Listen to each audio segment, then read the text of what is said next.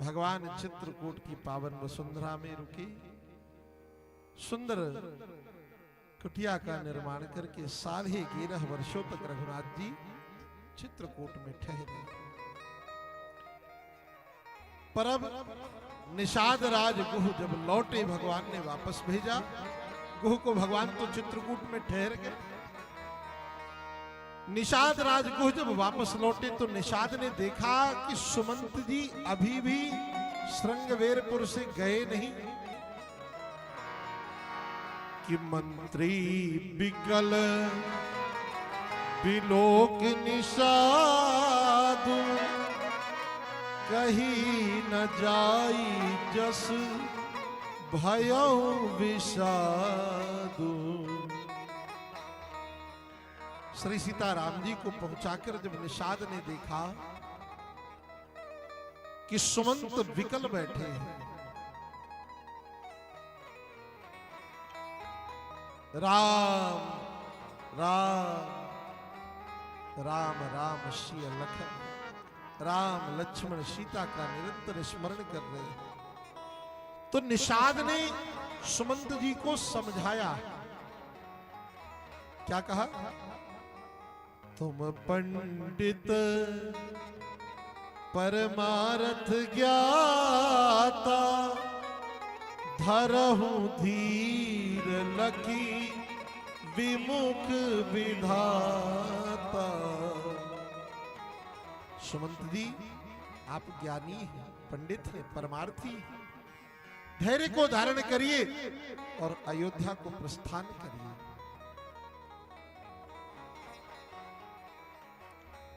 सुमंत कह रहे हैं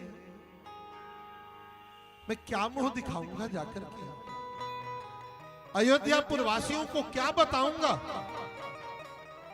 जब महाराज दशरथ मुझसे पूछेंगे तो क्या उत्तर दूंगा। बहुविध प्रकार से सुमंत को समझाया।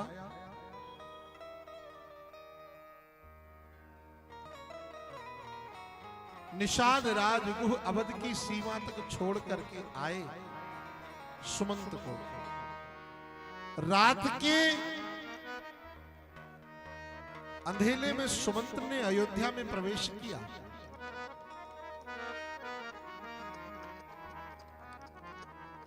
पर जैसे ही महाराज दशरथ को सुमंत के आगमन की सूचना मिली,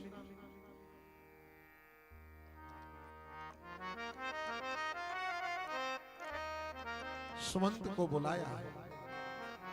सुमंत महाराज दशरथ के कक्ष में गए तो जाई सुमंत दीख कस राजा। सुमंत आ गए तुम?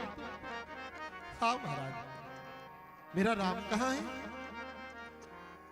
पुत्र वधु सीता कहाँ है?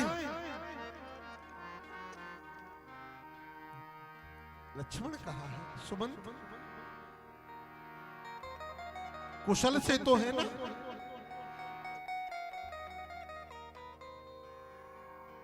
राम कुशल कहूं सखा स्नेही, कहूं रघुनाथ लखन वेदे। कहाँ है? कुशलता पूर्वक तो है ना? सुमंत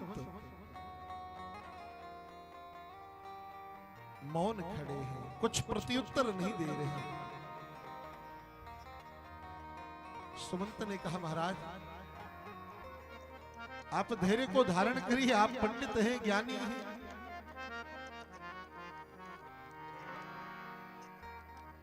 समझ गया सुमंत, तुम राम लक्ष्मण सीता को किसी को लौटा पाने में सक्षम नहीं हो सके। कहा पहला विश्राम कहाँ किया? पूरी कथा सुनाई सुमंत ने कि प्रथम वास तम सा भयो, दूसर सुर शरीरेत, नाई रे जल पान करी, सिय समेत दोभी। पहले तमसा तट पर निवास किया, दूसरा विश्राम गंगा तीर किया। वहीं से भगवान, वहीं से महाराज राम ने मुझे वापस भेज दिया।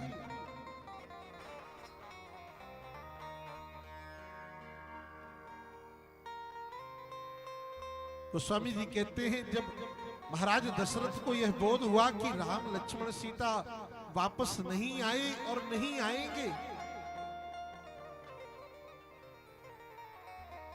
शरीर में चेतना का अभाव है, फिर भी महाराज दशरथ उठ रहे हैं।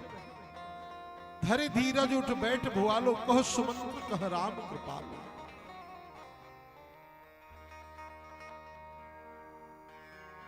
भगवान राम के वियोग में महाराज दशरथ की ऐसी स्थिति हो गई जैसे बिना प्राणों के देह, आंखों से अविरल अश्रुधार बह रही है।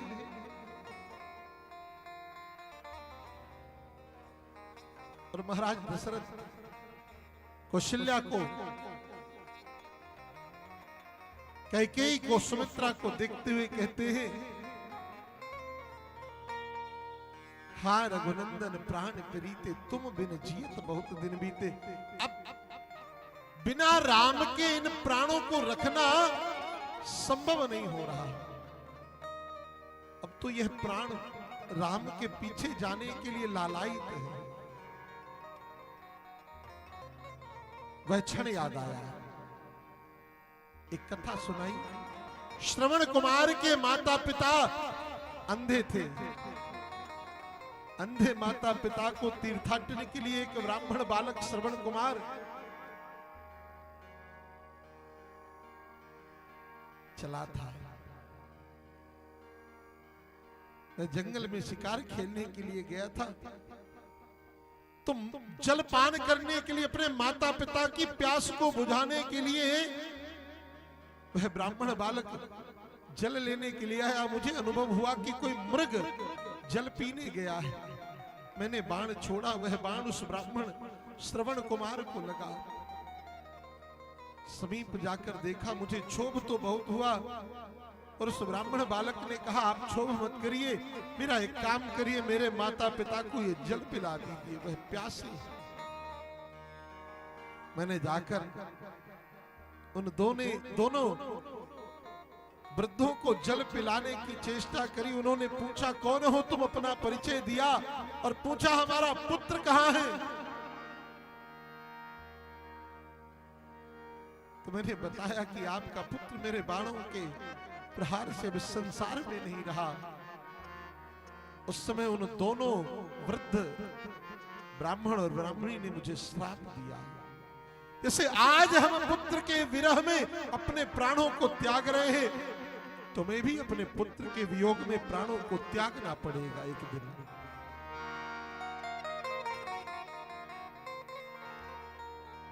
जय हो। तुम्हें भी पुत्र के वियोग में प्राणों को त्यागना पड़ेगा।